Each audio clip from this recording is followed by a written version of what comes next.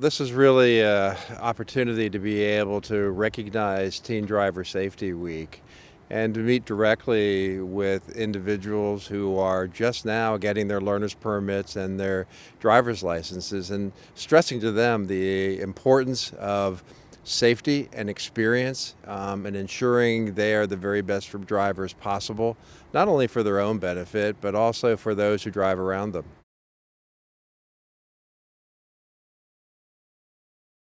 We can't say it enough. The fact of the matter is distracted driving is something that impacts uh, all drivers in one degree or another, and in particular in today's day and age with the availability of smart devices and other distractions in the vehicle. And that's why we need to reinforce with not only young drivers, but with all drivers that staying focused on the complex requirements of driving is what you need to do in a motor vehicle. And there's always going to be plenty of time once you get to your destination or before you begin your trip to be able to check your cell phone. But the time to do that is not while you're in a vehicle.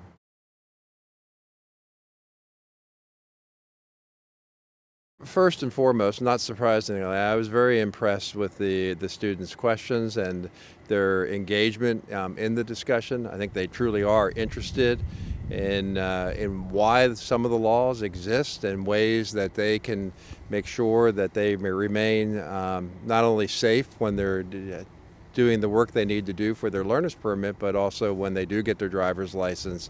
And so I think that engagement was something that I was really appreciative of, but not surprised by.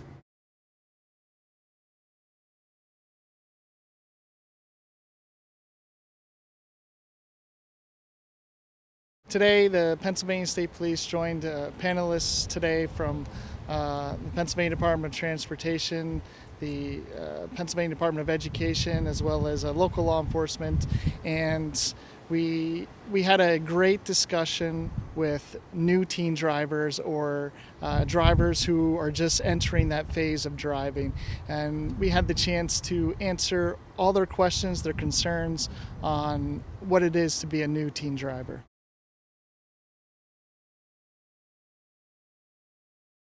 First, I want to mention that there were some very great questions. So you can tell that these students really thought about what they wanted to ask this group of professional panelists. But some of the great questions was how fast can I go over the speed limit? And that answer is the speed limit is set for a reason. It is a limit, so potentially driving 1 or 2 miles per hour over the speed limit is a violation, and you can be stopped by law enforcement.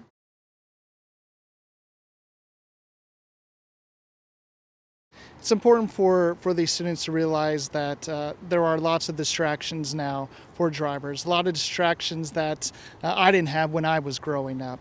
So we really want them to focus on their driving. We really want them to focus on their driving habits and limit distractions, ensure they buckle up, and really know and understand the law because it will help them down the road.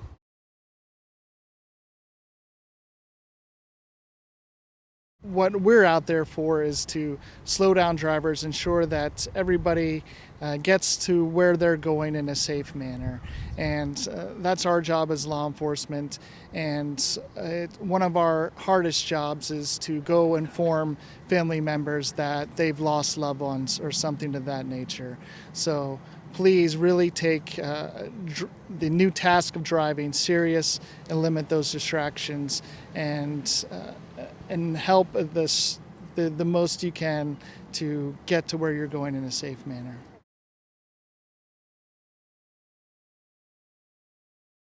It was just a great opportunity to be a part of this panel and really see the mindset of the teen drivers coming into. I know it was scary. Driving's always a scary situation at first, but the more experience you get, the more confidence you obtain. And my word of advice is be patient, be a defensive driver, and please buckle up. It will save your life.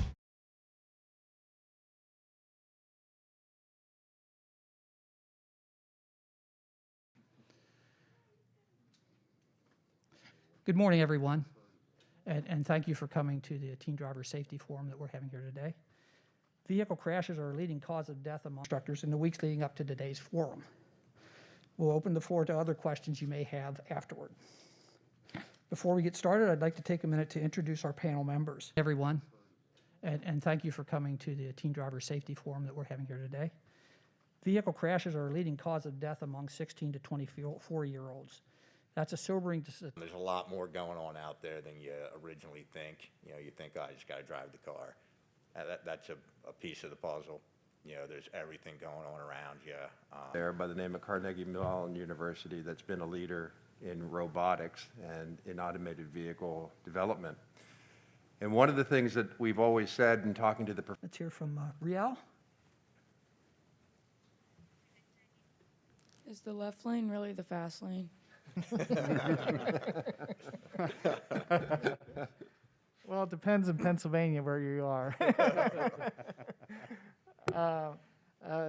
It's the left lane is for passing. So you actually can receive a citation. In fact, we have some details the state police does that will look for those violations. We call it people hanging out in the left-hand lane. Information out, even if it's just, you know, a color and it's a four-door sedan or something, and it'll have, you know, front end damage or something. The sooner you can get that out, you know, call 9. But when I was teaching, before I took this position at the Department of Education, I would teach my students that the speed limit is the maximum speed that you can drive under ideal conditions.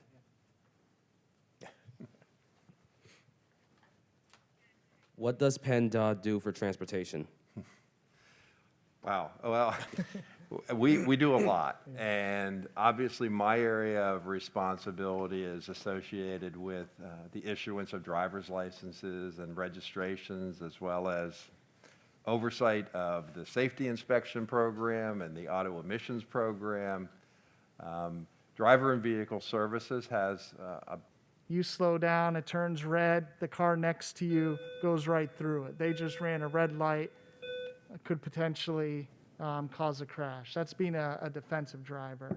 Aggressive driving is the opposite side of the spectrum. Those are the people that catch. What is the difference between defensive and aggressive driving, and what are some good defensive driving strategies? We're going to go right down there.